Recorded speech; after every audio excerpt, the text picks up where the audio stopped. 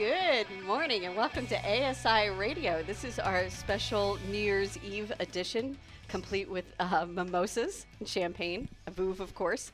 And I have a special cadre of guests with me who typically don't sit in on the radio show, but boy, am I glad they're here.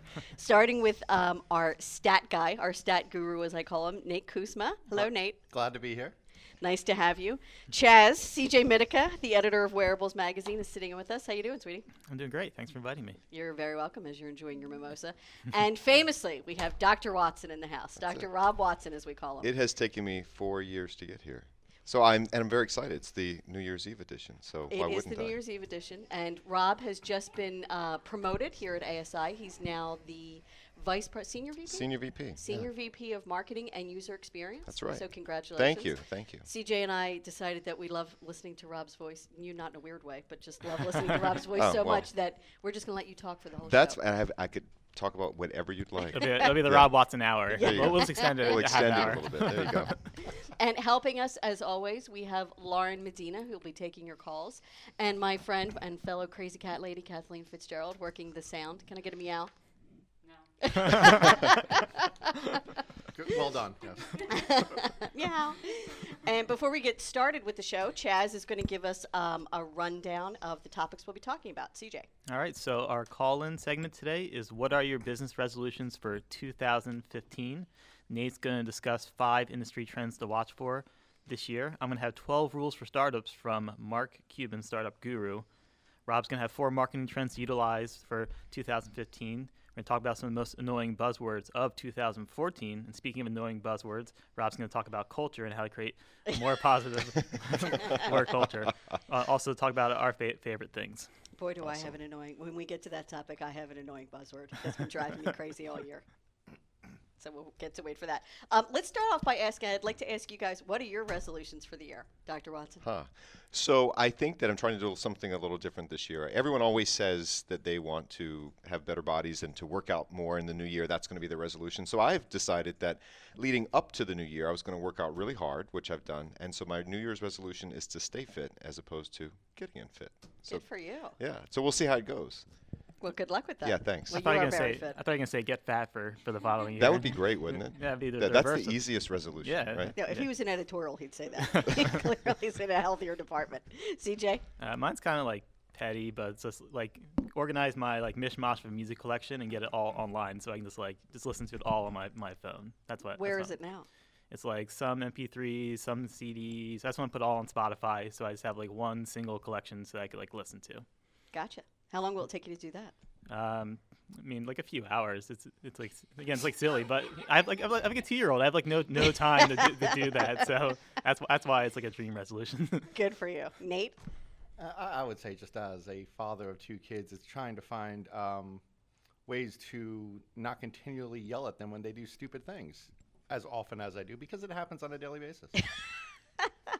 So wait, should they not do stupid things? You're just going to yell at them less for doing the stupid things? I need to yell at them less because they're still going to do stupid things. Okay. Because they're kids, and that's what kids do. That's what kids do. So our question that we asked listeners is their business resolutions for 2015. And we have some callers on the line. We have some Facebook comments, so we'll get to all of that. First, we'll go to Cami on line 1. Hi, Cami. Good morning. How are you guys? Good, thank you. Do you have a question for us or a resolution you'd like to share?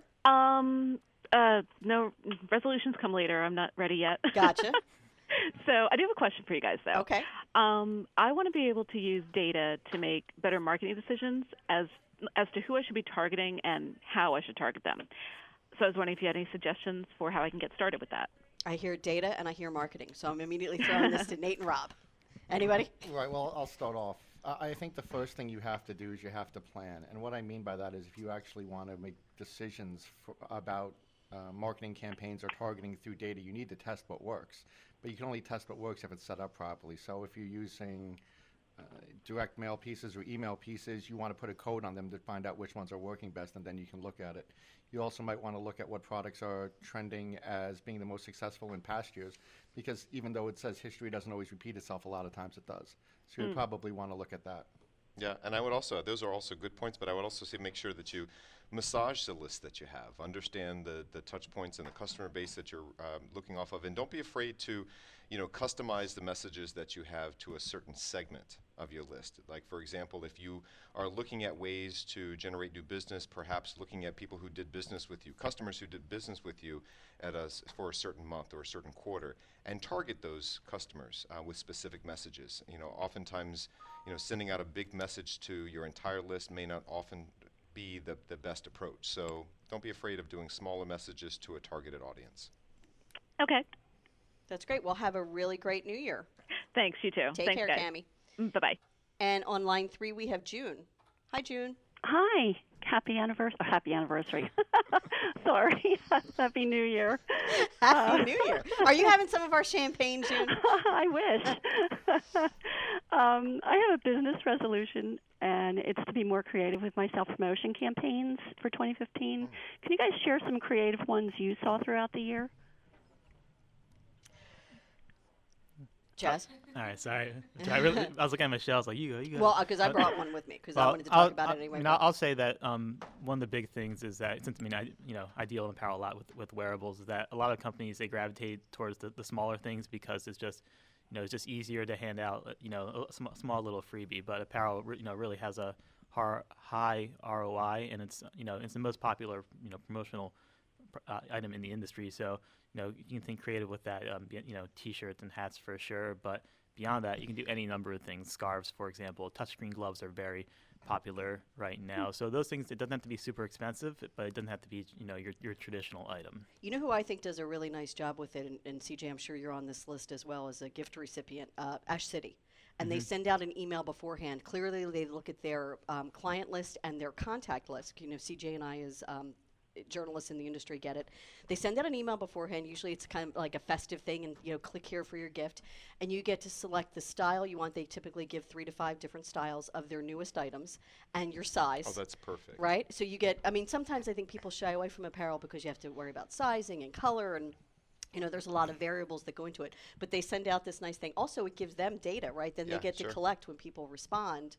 They now have Michelle Bell's email address and CJ's correct email address, and you fill this out, and within a week you get a nice, wrapped gift from Ash City. I think they do a really great job as far as self-promotion. They do, and just to add on that, use the self-promo for something that you want to sell. So it might not be your most popular item, but it might be something that does command a decent premium. So it's something your client might not buy, but if you get it in their hands as a gift and they really like it, then next time around they can say, I really like that. I would like to buy a dozen of those, or I'd like to buy 100 of those to give out. So that way you can sort of prime that sales process by giving it out as a gift in the self-promo. Absolutely. And we're going to show this. I'm going to give it to Rob so he can kind of hold it up at the camera. But let me just pull out this stuff. Our friends at Lion Circle, who do 4-color printing on paper. They did this holiday self-promotion mailer, and it is the funniest thing. Oh, that's great. So it says Happy Holidays from Lion Circle, and it's got scenes from A Christmas Story on it. Yeah, the movie. The movie, right? So there's the box, and then they gave out, Chaz, you can hold this up, the little printed glasses where, Ralphie, where the BB gun shot out his eye.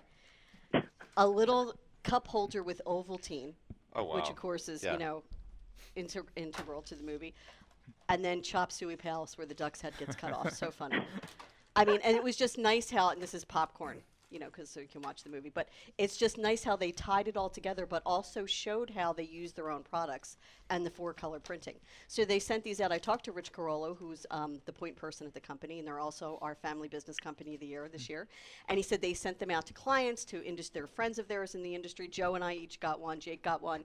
But I just thought they did a really nice job, not only being funny and clever, but really kind of showing the different ways that they can print on different products. Yeah, it's definitely memorable. You're gonna remember that one for sure. Going to say the same. Very, very memorable.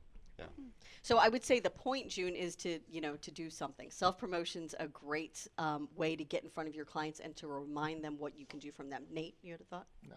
I agree with you. I think that I've seen other innovative things like travel companies giving out, whether it was gift certificates to travel or using excess products that they had just lying around and just giving those out to their employees so that they could then go out to their customers and hand them out.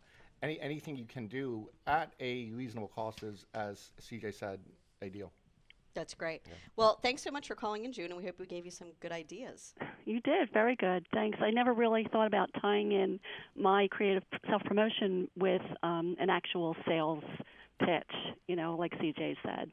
That's a great idea. Thanks. You're welcome. Have a nice new year. Thank you. Bye. Bye-bye. And we're going to pause now for a commercial from our show sponsor. And when we come back, comments from Facebook. That's how much I hate Facebook. I nearly choked on it. At ASI, we know that education is the key to success, so we're excited to announce our newly reimagined online learning center. Log in and test the all-new intuitive interface. Share photos, stories, and communicate with other ASI members who are learning along with you. Expand your knowledge with wikis, discussion boards, and more than 350 courses, which include valuable marketing and sales information.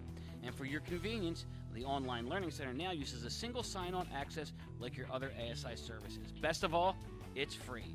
Become an industry expert and see what's new on the ASI Online Learning Center at www.asicentral.com/online-learning. Back, everybody. Hi there. Welcome back, everybody. First of all, is it only me or does it crack everyone up when Joe Haley, the funniest of funny does, he says wiki? That's wacky. Doesn't you know what it is? Probably not. So we have some Facebook comments from our listeners. First up, we have Ryan Schad, who says, do the fine folks behind the microphones have any suggestions on sticking with your resolutions long term? Yeah, I mean, one thing that I do is with all my resolutions, including the yelling at the kids, but also the other ones as well that are a little bit more tangible, I actually write them down. I have them posted right at my desk so that every day I walk in and I see them just because it's a constant reminder. Another good one I've heard recently, though, was every time you're at work and you have to change your password. You change your password to one of your resolutions. So if you smoke, you just put, gonna stop smoking. If you put, watch less TV, you put watch less TV. And you have a constant reminder in your head to reinforce it. That is like every that. day that you have to do that then. Type in your password. Gotcha. Yeah. Dr. Watson? Yeah, I think that if you could sort of break them down into smaller bite-sized chunks. Oftentimes New Year's resolutions tend to be huge and oftentimes not, achievable. And so if you kind of break it down into maybe every month I do one step closer to my goal, particularly in business. That could be something that you could work. Small little bite-sized chunks. Yep. To get to the end. CJ? Yeah, Okay. I mean, I was like trying to think, but it's like, man, they had really good advice. How am I going to top that? No, I agree with what they said. Okay. Eric Campbell says his resolution is real analysis, keeping a schedule for an accurate understanding of where his time is going, real-time capturing of ideas, even if it just means making sure that he has a notebook on hand, and feeding back this analysis into reviews for his calendar and goals. Also learning to say no to projects that aren't keeping him headed in the right direction. I think that's important I like too. him. Yeah, these are awesome. I use a tool. It's an online application. It's called Evernote. It's very simple. I have it on my iPad. I have it on my computer. I have it on my iPhone. And whenever I have a note that I want to jot down, an idea, you can segment these notes into like small little notebooks. So if I have an idea notebook or if I have some business goal notebooks, I can always just jot them down. I don't have to feel like I'm forgetting anything or not remembering exactly why I did that. I always come back to it. It's just one simple collaborative place that I keep all of my ideas. So I was actually reading about this recently. Yeah. The person that who was writing like a review of it was basically saying like if you just like go halfway with it, if you just use it as just for like some things, not for everything, it's just not super effective. But if you just like completely give all your like notes and ideas over Without to a it. doubt. So do you agree with that? Oh, without a doubt. I think, I use it also, when it comes down to annual review time, at the end of the year, you're sort of remembering some of the benchmarks, the successes, some areas of improvement, not only for yourself, but also for your employees. I use it throughout the year. And when something good happens, I'll write it down for that particular person. Then when I have to do my annual reviews at the end of the year, I just go to that one spot. But again, I'm a little OCD when it comes to organization, so Evernote is sort of my Bible. Brace yourselves, everyone. That was the understatement of the year, 2014. And we have a comment from Danielle Lum, who says her resolution is increasing her marketing efforts to go after new markets and expand her reach. She'd also like to ensure new networking through a group that she started and cleaning up her contact database. And she says that list is some kind of ugly. Wow. Yeah, that's a project. Yeah. But imagine how much better it's going to be at the Sure. very end. When you clean up all of that and you understand your customers a little bit better, that's great. Absolutely. So let's move on to our topics now. And first up, we have Nate, who, through all of his voluminous amounts of data that he has collected in 2014, is going to tell us about 5 industry trends to watch for in 2015. Nate, Voluminous. you like that? All right. Even after some champagne. Voluminous. Especially after some champagne. So there's a couple of things that we've learned here. One of the things that we're looking at is, and what I would describe as a move to quality. And we've seen this through various different types of research we've done, but most recently from the annual gift giving study. What we saw was the companies that were giving out gifts, whether to prospects or employees, were actually looking at better quality gifts as opposed to more lower quality. So they wanted to give out more high quality, less low quality. And I think that also speaks to the need to make the products as useful and long-lasting as possible, because one of the things I'm going to talk about later on is about the number of impressions that you can get from giving out promotional products. But if they're not good quality, you're going to that just doesn't hold up. Sure. Another thing is, and this is something that is I've heard Mr. Haley speak of often, it's mobile, mobile, mobile. It's going to be a move towards ever-increasing mobile accessories, tech accessories. But the thing is, and this is something that I would like to also speak to, it also dovetails very nicely with the quality.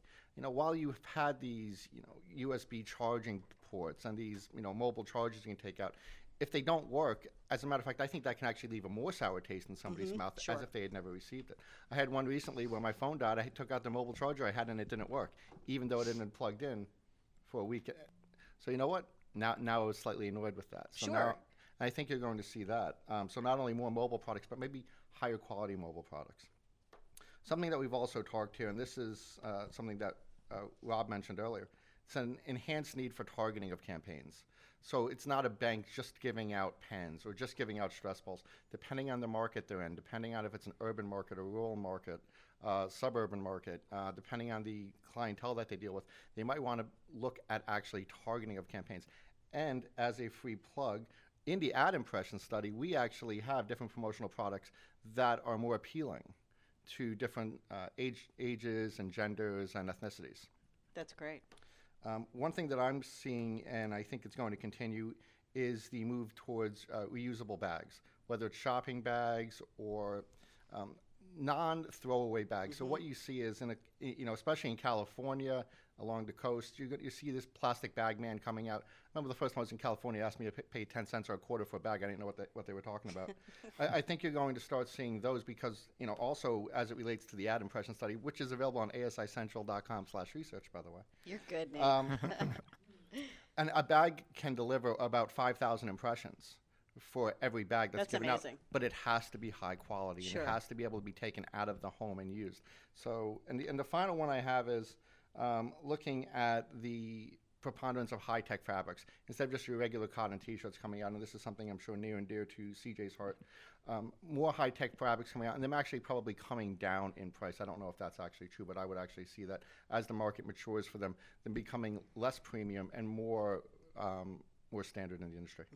It's funny you mentioned about plastic bags. When I'll be at the PSI show next week, and they are so on the forefront of eco and using different materials for products. I will not see one plastic bag supplier when I'm there. Imagine that, not one. Their bags are all made of woven jute or coconut or recycled bottles. It's all eco, all recycled. Or made from different kinds of bottle caps, things like that. You don't see plastic over there.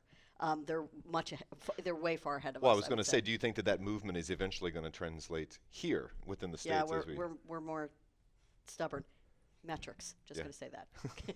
we don't grasp onto change. Not to discredit eco, because eco is very alive and well, particularly in the apparel market, within our industry here in the States. Yeah, so. the metric system didn't exactly take off here when they wanted it to. No, you're right. I do actually, though, agree with Rob here.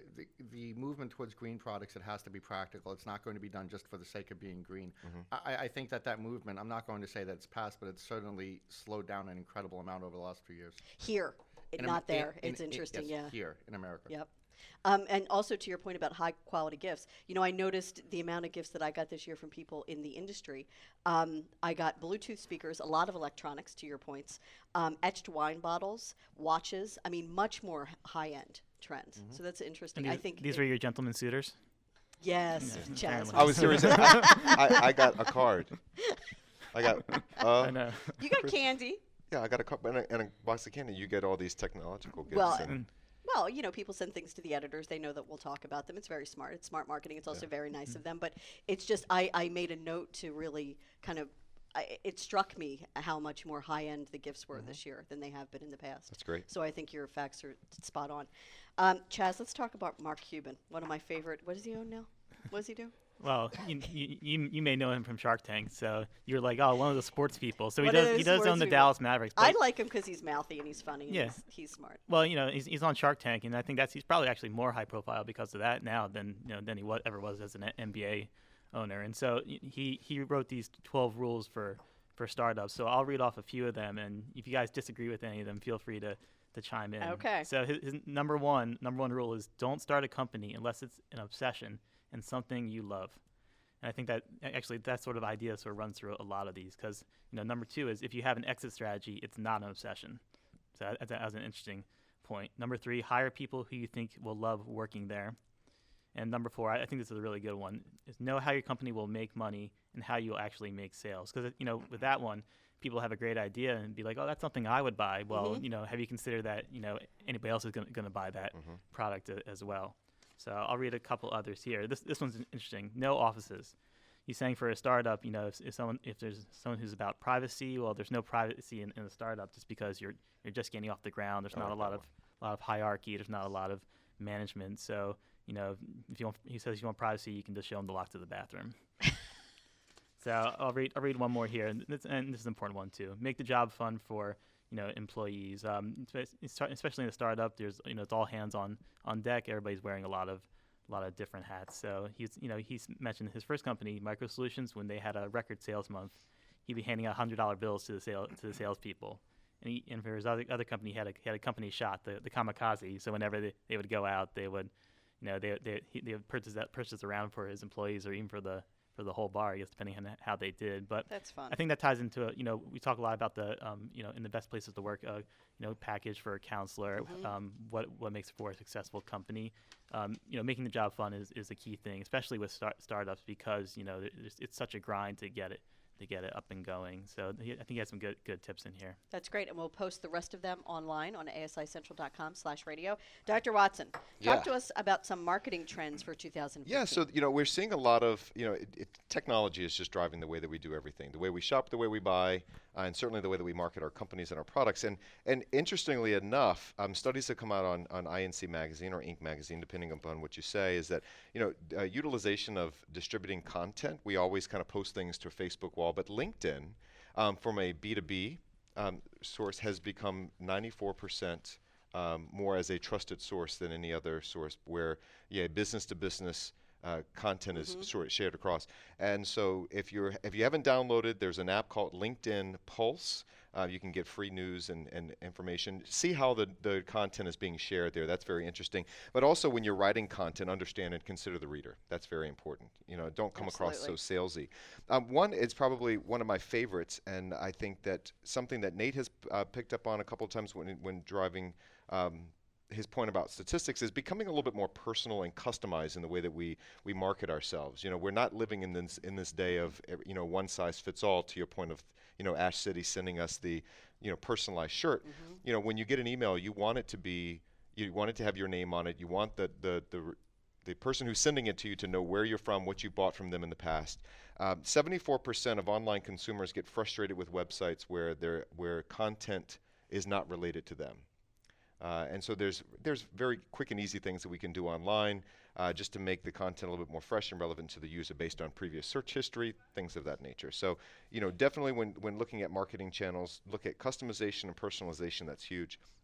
So improve your social media integration. If you're going to post something on your website, look at all the other places that you're also present, whether it's social media, Facebook, LinkedIn. Post the articles there. Allow people to understand and to see what's going on in your company. Realize that people who are doing research on you, on your companies, Google is not the first place that they go. Sometimes they're finding you on a Facebook ad or a LinkedIn. Allow all the information to be there as well because they might be searching for you.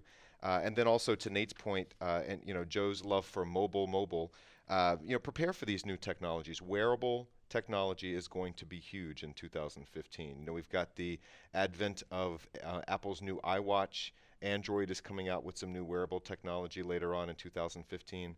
And studies from Forrester Research, in fact, say that 68% of global technology and business decision makers say that these wearable devices are going to be a part of their strategies for the upcoming year. So, if wearable technology is not something that is financially suitable for you, technology is there's plenty of things. If you've got laptop bags or iPad cases or iPhone cases, there are a ton of promotional items in the industry that you can look for that are going to suit that need. So those are just some key things. Again, technology really driving how we do business in 2015. Just to jump off at what you mentioned about wearable technology, we had a big cover story package in October, got a lot of great responses to that. We're actually planning to launch a new section starting with our February issue of wearables covering wearable That's great. technology. That's great. There's a lot of interest. In this industry, you're starting to see a little bit. You're starting to see if you've heard of the Fitbit trackers and Jawbone, things like that.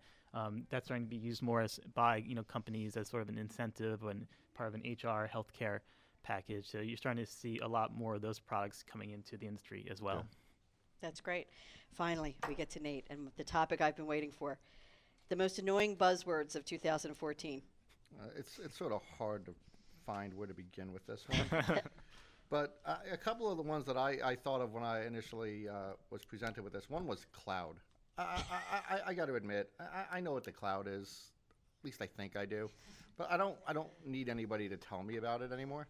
So, if I never heard that term again, I'd be completely fine with that. Someone told me the cloud is basically just someone else's hard drive and just like another location. There's no cloud. Yeah, I think that's probably about right. Another one is, and this is what everybody strives to be, but thought leader. Oh, yeah. I know everybody wants to be a thought leader about something or another. I certainly think I want to be, but I promise you I will never again use that term for as long as you will know me. This is one that's actually near and dear to my heart, and I realize how cliched it's become, and this is big data. Oh my God, I hate it. That's such a stupid term. Big data. What is that? They couldn't come up with something more clever? It is. And what big data basically means is you have a lot of data and you don't know actually how to do it because you either don't have the knowledge or the tools. Well, get the knowledge and the tools and you'll figure it out. So that's what big data is. And I have never actually used that term because I think it's always sort of worn on me a bit. And now I actually can express my feelings on the radio. And finally, an oldie but a goodie, and this is not a new one, but it's true, synergy. Yeah, right. We all need to find synergy in everything we do with our life and our work. We know it. In other words, we just got to make it work. But that's become a term that I think has just sort of fallen by the wayside and become one of these things that actually is very much at place in a Dilbert person. Mm-hmm. So we work with someone here at ASI who uses the phrase, drill it down to the granular level. And every time she says it, I want to hurt somebody. But the one I'm giving is the most annoying buzzword of 2014 is disrupt. Oh. Yes. Like TechCrunch disrupt. Disruptive technology. Yeah. Like that. Oh, my God. Really? If you were that disruptive, you wouldn't be using that word. You'd come up with something more clever. Dr. Watson. There we go. 6 ways to make work culture more positive. Yeah, so we're all negative talking about annoying buzzwords. So there's a lot of great ways. I think this is a perfect time of year to have this segment too, because you're going into the new year, things are a little bit more fresh. What can we do within our businesses and our companies to both make our employees a little bit more, working harder? And I think a couple of them, my number one is obviously establishing trust. This is the perfect time of year to start to have some one-on-one interviews with the people that work within your company.